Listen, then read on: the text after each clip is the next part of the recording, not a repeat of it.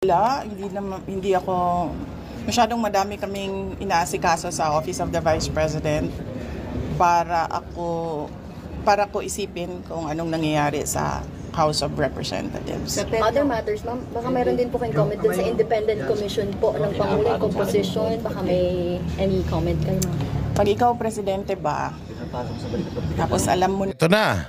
Ito na yung tanong. Yung magic tanong. Independent Commission. na kung anong nangyayari. Tapos nakikita mo na based on the budget kung paano binaboy yung pera ng bayan. Mag-aantay ka pa ba ng komisyon o ng Truth Commission o ng kung anong komisyon yan? Diba? Kalmado lang. Kasi alam niya, alam niyo naman to siguro na kabobohan to eh. Ano pang Truth Commission ang kailangan mo? Kailangan mo pa ng taga-DPWH para ano? Para mas lalong sabihin sa'yo na maraming kabalbalan nangyari? Kailangan mo pa ng accountant para ano, pag-aralan, para to buy time? Siyempre, when you investigate, it will take more time eh. It will buy you more time para ano? Para mapagtakpan pa yung mga ano ninyo, yung mga kabulastugan nyo. Kasapakat ka naman dyan eh.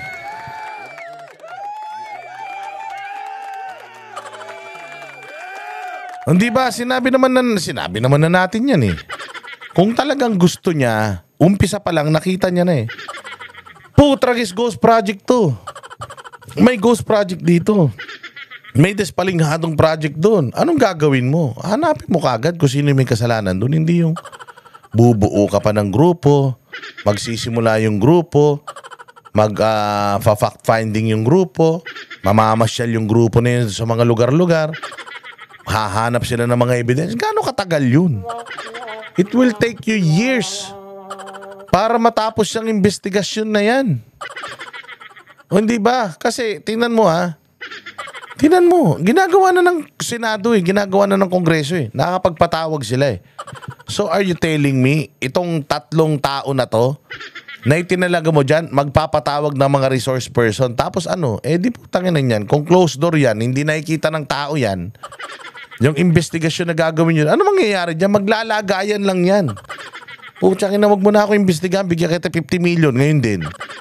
Ganon din mangyayari dyan, corruption pa din yan. Style nyo bulok. Malaking kabalbalan yan. Nakita mo na na meron talagang pagnanakaw di ba? May mga sinasabi na si Magalong, si Saldico, yung DA mo, si Saldico, lahat si Saldico Tsaka si Romualdez hindi naman magkakaroon ng kapangyarihan si Saldico kung hindi dahil kay Romualdez it's either alam mo yon or pinagtatakpan mo lang tong mga to, dalawa lang yung parehas kang mali doon. Kaya huling-huli ka dito ni Inday Sara, sir. Hindi ka uubra. Actionan mo kasi kaagad dapat yan eh. Unang-una, sinabi ko na noon, nag-appoint siya, nagpumili siya ng speaker na involved sa bribery nakalagay sa isang kaso doon sa Amerika. Klarong-klaro na doon nakita na involved siya sa racketeering and sa bribery. So, ikaw ba, presidente ka ba, ilalagay mo ba yung ganyang klaseng speaker? Siyempre, hindi na, di ba? So, anong nangyari sa budget natin? Na-racketeering din yung budget natin. Tapos, siyempre, sumabog na. Hindi ako makapagsalita sa Department of Public Works and Highways, pero makapagsalita ako sa DepEd kung anong nangyari. At sinabi ko na sa inyo. Sinabihan na siya, alam niya. In a cabinet meeting, sinabi sa kanya kung anong nangyari sa Department of Education budget. And then, ang ginawa niya is nag-change topic siya. So, anong pa bang komisyon, anong truth commission, anong investigative body pa ang kailangan mo? Nandyan na yung budget, nakikita natin kung paano siya kinuha. Diba dapat nun, diretso mo na gawin, tanggalin mo na yung speaker mo, ayusin mo na yung, sabihan mo na yung mga kaalyado mo, sa House of Representatives, ayusin ninyo yung budget. Exactly. Kung talagang seryoso si Bongbong dito, first thing to do, putulin mo yung ulo. Kung hindi ka talaga involved dito, yan na kagad ang unang-una mong gawin. Although, sasabihin mo naman, hindi naman kasi yan desisyon. Co-equal yan eh. Hindi desisyon ng ulul. Tangin na, alam mo yan. Alam mo yan na kaya hindi nagrereklamo yung mga nandiyan sa Congress dahil pinsan mo. Kaya hindi sila makareklamo dahil nahihiya sa'yo. Wala ka namang hiya. Pero nahihiya sila sa'yo. Sabihin mo lang kagad, involved ang Congress, involved ang Senate.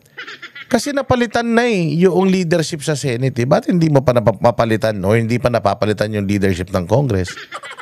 Dapat ikaw na mismo sa bibig mo na nanggagaling, courtesy, sa inyo ang budget, kayo ang gumawa ng budget as a courtesy, magsipagbitaw na kayo, ganun. Ganun lang yun. Tapos putang ina, tatanggalin nyo si Romualdez, ipapalit nyo. Alyado rin ni Romualdez. Tatanggalin nyo man ipapalit mo, anak mo rin. Hindi naglukuhan lang tayo. Yun yung mga kawatan kayo lahat. Yun. No more, no less. Tapos, panagutin mo na yung mag-lifestyle check ka na dyan sa mga congressman at sa mga staff nila. Dami dyan, may bahay sa abroad. Diba? Masyado siyang hindi niya alam kung anong gagawin at masyado siyang mabagal gumalaw. Nagmamadali ang Pilipinas eh. Pero alam niya lahat to, ma'am.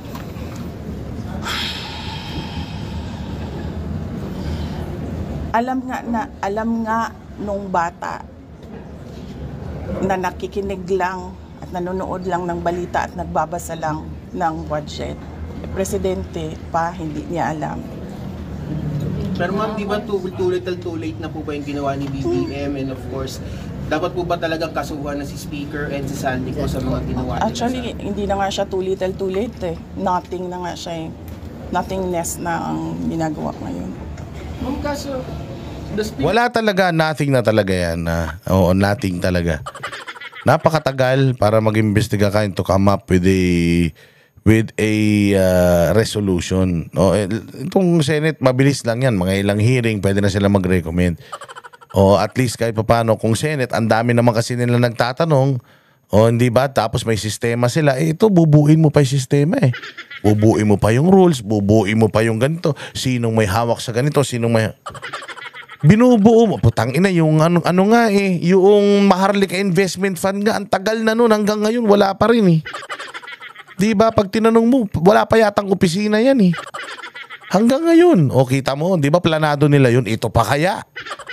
Ilan taon na yung Maharlika Investment Fund? Saan napunta? Mayroon na ba silang mga listahan ng mga tauhan, opisina? Saan yan? Ano na nangyari sa mga investments na pinagkukuhan nila? Di ba? O yun nga eh. Opisina na, magpa-function na lang yun. Wala pa nangyari. Dito pa kaya investigasyon. Tapos ang direksyon papunta sa mga kaalyado nila. Wala to. Style niyan, bulok. Was your campaign manager in 22? Were you not aware of these issues before? Hindi naman siya naging speaker noon eh. I mean yung bribery po, kasi na-mention yung alleged bribery. Were you not aware during the 22 campaign? I do not remember the exact time kung kailan ko nalaman yung case doon sa United States kung saan nabanggit yung pangalan niya sa pagtatanggap ng bribery for the cases that were filed here in the Philippines. Pero hindi naman kasi ako ang pumipili ng speaker eh. Ang pumipili ng speaker ay ang presidente. At naging campaign manager lang naman siya by default eh, kasi siya yung president ng partido ng Lakas. Ma'am, yung ginuha Any more questions? po sa Senate, ma'am. Senate po ma'am. Sa Na Senate naman? po. Hindi naman tapos yung Ate Chris. meron na namang Senate. Sinabi niya ni SP kahapon, napaka na lang daw ito ng minority. Kaya medyo napikong si Senator Bato. Nagkaroon ulit ng heated argument yesterday. Hindi ko rin sinusundan kung anong nangyayari sa Senate. Pero nandun ako bukas, sabihan niyo yung mga kaibigan niya sa Senate. Hindi for budgeteering. Meron lang akong bibisitahin na senador. Sino po, ma'am? Ay, Ay, hindi ko pala banggitin yun kasi baka tumagal ako doon. Mamadali ako. May isa lang. Si Senator Amy? Amy, ma'am. Hindi. Yung si Senator Amy. Senator Amy, katext ko yan araw-araw. Senator Robin.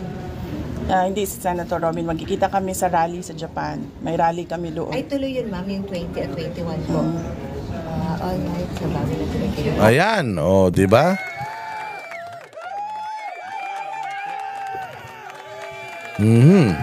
At Kami ang boses ng masa, hindi natatakot. Katotohanan lang, di kami nalulunod. Walang bahid ng sismis, lahat ay totoo.